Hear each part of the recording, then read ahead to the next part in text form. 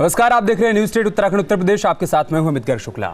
उत्तराखंड में एक बार फिर से राष्ट्रपति शासन लग गया है। हाई कोर्ट के फैसले पर सुप्रीम कोर्ट ने स्टे लगा दिया है। इस अंतरिम आदेश के क्या मायने हैं, अब आगे उत्तराखंड में क्या कुछ होने वाला है, और ऐसे ही सवालों का जवाब देने के लिए खुद पूर्व सीएम हरीश रावत हमसे जुड़ रहे हैं, हमारे साथ बातचीत करने के लिए जुड़ रहे हैं। रावत साहब, सबसे पहले तो आपका बहुत बहुत शुक्रिया और बहुत बहुत स्वागत कि आप हमारे साथ जुड़ रहे हैं बातचीत करने के लिए और अपनी बात को रखने के लिए। जिस तरीके से आपकी प्रतिक्रिया सामने आई है सुप्रीम कोर्ट के स्टे के बाद, आपने कहा है कि अब जवाब जनता को देना है, हम जनता के बीच में जाएंगे, जनता ही जो कुछ भी उत्तराखंड में देखने को मिला इसका जवाब देगी। इससे लग रहा है कि पूरी तरीके से चुनावी मोड में है, आप चुनावी मैदान में जाने के लिए तैयार हैं।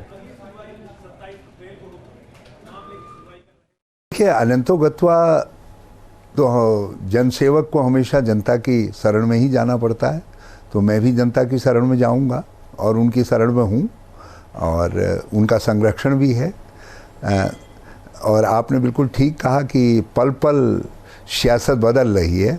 परसों मैं एक सर कटा हुआ बर्खास्त मुख्यमंत्री था, कल हाईकोर्ट की कृपा से जो है पुनर्जीवित मुख्यमंत्री था, और आज जो है सुप्रीम कोर्ट की कृपा से निवर्तमान मुख्यमंत्री हूँ।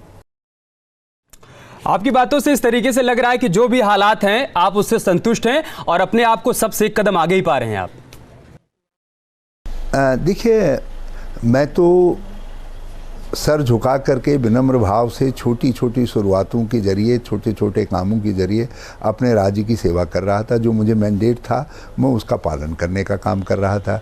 अब कुछ लोगों को नागवारा गुजरा, उन्होंने मेरी पार्टी के अंदर धन बल से, सत्ता बल से, हर तरीके के आकर्षण से दल बदल करवा दिया।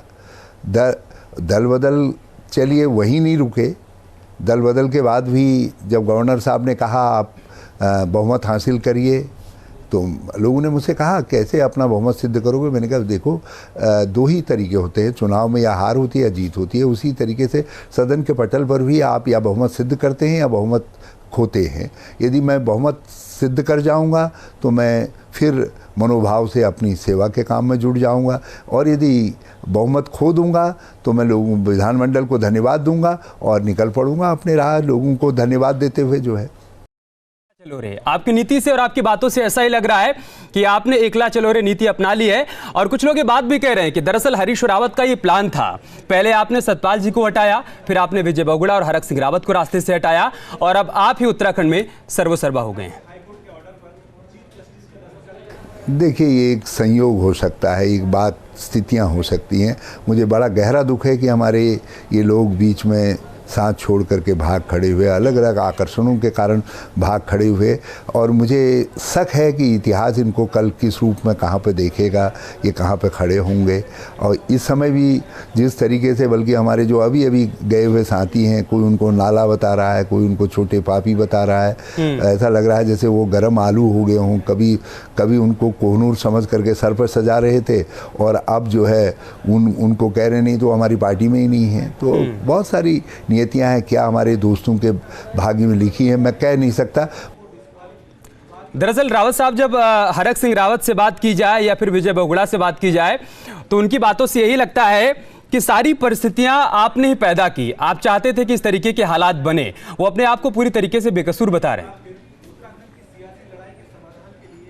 देखिए, यदि ये हरक सिंह जी का तर्क है तो इसका मतलब वो बहुत कमज़ोर इंसान है, और नहीं तो सत्यता तो ये है कि मैं सौभाग्यशाली मुख्यमंत्री हूँ जिसके मंत्रिमंडल में वो 2 साल तक रह लिए। वो तो टिक ही नहीं पाते हैं क्योंकि उनकी महत्वाकांक्षाएं भी अनंत हैं, उनकी आवश्यकताएं भी अनंत हैं, उनकी दूसरी चीज़ें भी जो है अनंत हैं। तो अनंत अनंती में कभी मिल जाता है। देखिए आगे क्या होगा, ये छोटे भाई हैं, मैं ज़्यादा कहना नहीं चाहूँगा। छोटे भाई कह रहे हैं आप उनको, हरीश रावत साहब, लेकिन सवाल ये कि क्या छोटे भाई कभी अगर वापस आने की कोशिश करें पार्टी के भीतर तो आप उसके लिए तैयार हैं, या फिर आपने पार्टी के दरवाजे उनके लिए बंद कर दिए हैं? नहीं, अब कुछ साथी तो हमारे ऐसे हैं, ये जिस घर में गए हैं उसी घर को इन्होंने तोड़ने का प्रयास किया है। तो ये तो कांग्रेस का सौभाग्य है कि कांग्रेस से चले गए। कम से कम छोटा मोटा जितना डैमेज है कांग्रेस समय पर इसको रिपेयर कर लेगी, उसकी भरपाई कर लेगी।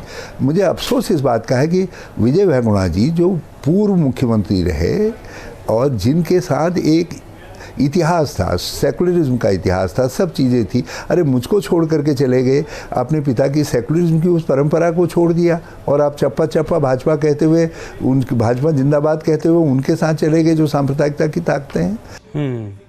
आप विजय बहुगुणा पर आरोप लगा रहे हैं हरीश रावत साहब, लेकिन आपके ऊपर बहुत गंभीर आरोप लग रहे हैं।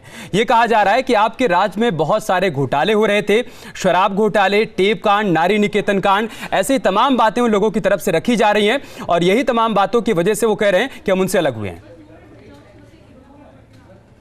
देखिए, नारी निकेतन कांड की मैंने खुद बड़ी उच्च स्तरीय जांच भी करवाई, न्यायिक जांच के लिए भी किया है, महिला आयोग ने भी उसमें अपने तरीके से जांच की है, उनकी रिपोर्ट भी सबमिट हो गई है।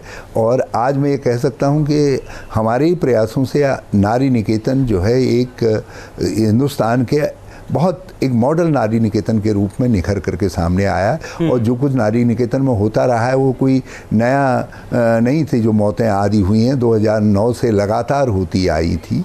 तो यदि वो समझते हैं 2009 से सब मौतों के लिए उनके लिए मैं ही जिम्मेदार हूं, तो भाजपा स्वतंत्र है किसी तरीके से आरोप लगाने के।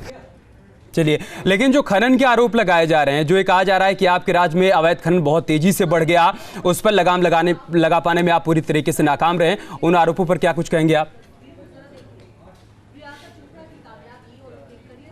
खनन का आरोप लगाया, मैं ऑन रिकॉर्ड, मैं विधानसभा में भी कह चुका हूँ और जगह भी कह चुका हूँ, विजय बहुगुणा जी के समय में 500 से ज़्यादा खनन पट्टे दिए गए और क्रैशर के पट्टे दिए गए। मैंने तो कहीं कोई नहीं दिया है, जांच करवा लें जिससे भी करवाना चाहें।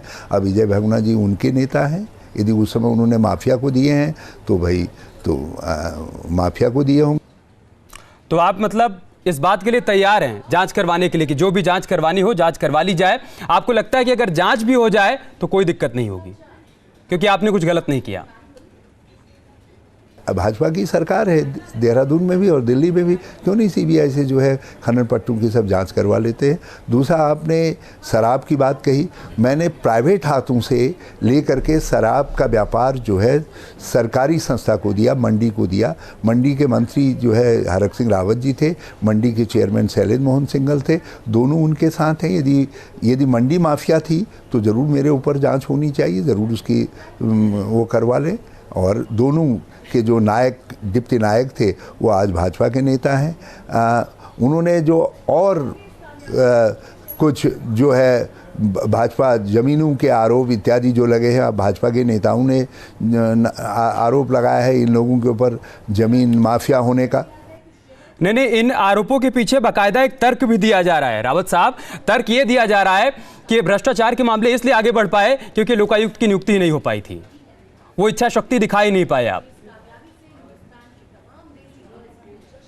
मैं जिस समय मुख्यमंत्री बनकर के आया, आपको तो मालूम है राज्य की हालात क्या थी। 70% भूभाग अस्त व्यस्त पड़ा हुआ था, अर्थव्यवस्था तहस नहस हो गई थी। आदमी की कुछ प्रायोरिटीज़ होती हैं, मैंने उन प्रायोरिटीज़ को पहले ठीक करने का काम किया। फिर ये 4 धाम के बाद जो है नंदा जात आई, दूसरी और यात्राएं प्रारंभ हुई। मैंने राज्य को एक ठीक मॉडल पर खड़ा करने का काम किया और जैसे ही मुझको अवसर मिला मैंने लोकायुक्त की प्रक्रिया भी प्रारंभ कर दी और उसके लिए चयन समिति गठित करके मैं गया हूं और सब प्रक्रियाएं गठित करके गया हूं। अब तो किसी समय भी लोकायुक्त गठित हो सकता है। चलिए, हम उम्मीद भी यही करते हैं कि आप जो बातें कह रहे हैं अपनी बात पर आप स्टैंड करेंगे, आप कायम रहेंगे। लेकिन कहा यह भी जा रहा है कि उत्तराखंड में विकास नहीं हो रहा है। खासतौर से अगर हम तमाम जिलों की बात करें, वहां पर हालात जैसे पहले थे वैसे ही हालात आज भी हैं। इस बात को लेकर भी सवाल पूछे जा रहे हैं।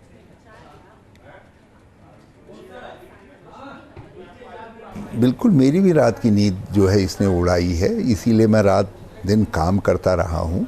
और आप मेरे बजट को देखिए, ये 2 साल के अंदर जो मैंने इनिशिएटिव लिए हैं, उन इनिशिएटिवों का आगे का ब्यौरा है, तकमीना है और आगे का रोड मैप है जो अगले 5 साल इम्प्लीमेंट हो। और मैं पहला मुख्यमंत्री हूँ जिसने सीधे सीधे एड्रेस करके कहा है कि मैं 4 साल के अंदर पलायन को रोकूंगा और 7 साल के अंदर जो आज अवसरहीन क्षेत्र हैं उनको अवसर युक्त क्षेत्रों में बदल करके रिवर्स पलायन की स्थिति खड़ा करूँगा। दरअसल रावत साहब, हमारे पास वो लिस्ट है। आप तो कहेंगे कि आपने गांव में काम किया है, लेकिन आप बजट की बात करते हैं। देखिए आपका खर्च कितना बढ़ रहा है, आप विकास कैसे करेंगे, आपके पास तो पैसे ही नहीं है। ऐसी बातें भी सामने आई थी।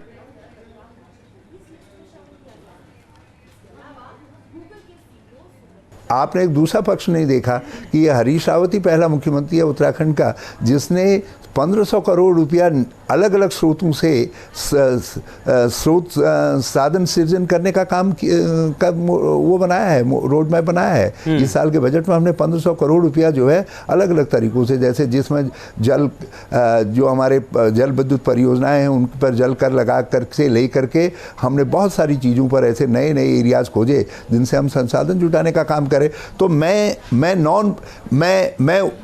उत्तराखंड जैसे रोजगार परक राज्य के लिए नॉन प्लान व्यय में घबराने वाला मुख्यमंत्री नहीं हूँ। हाँ, मैं संसाधन पैदा करने के लिए चीज़ों का उपयोग करूँ और ऐसा करने वाला मुख्यमंत्री हूँ, और वो मैंने करके दिखाया है। रावत साहब, एक आखिरी सवाल ये है जो बेहद गंभीर सवाल है और हर किसी को थोड़ा सा बेचैन भी कर रहा है। दरअसल वैज्ञानिकों की तरफ से ऐसे संकेत मिले हैं कि अगला बहुत बड़ा भूकंप उत्तराखंड में आने वाला है, लेकिन जिस तरीके से सियासी संकट यहां पर खड़ा हुआ है, सियासत हो रही है, ऐसे में जनता की फिक्र किसी को नहीं है। ये सवाल बेहद गंभीर हो गया है। मैंने इसका संज्ञान लिया, मैंने इसीलिए जो है SDRF से लेकर के स्टेट डिस्ट्रिक्ट में भी यूनिटें खड़ी की, और मैंने जो है जो डिज़ास्टर मैनेजमेंट प्लान है उसको माइक्रो लेवल पर खड़ा करने का काम किया है। ट्रेनिंग हुई है, जहाँ जहाँ सब नियुक्तियाँ होनी थी उसकी नियुक्तियाँ की गई हैं। सब तरीके की जो बंदोबस्त इत्यादि किए जाने की ज़रूरत है वो किया है।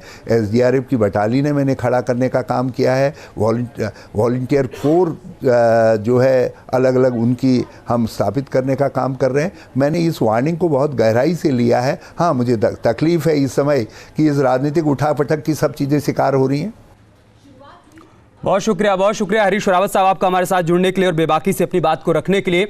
देखना होगा कि 27 तारीख की सुनवाई के दौरान क्या कुछ निकलकर सामने आता है, क्या फैसला आपके पक्ष में आता है या फिर आपके खिलाफ जाता है। लेकिन उत्तराखंड की जनता कम से कम यही चाहती है कि राजनीतिक स्थिरता हो और वहां पर उनकी फिक्र करने वाला कोई ना कोई राजनीतिक दल निकलकर सामने आए या उनकी चिंता करने वाला कोई हो। बहुत बहुत शुक्रिया आपका हमारे साथ जुड़ने के लिए और अपनी बात रखने के लिए।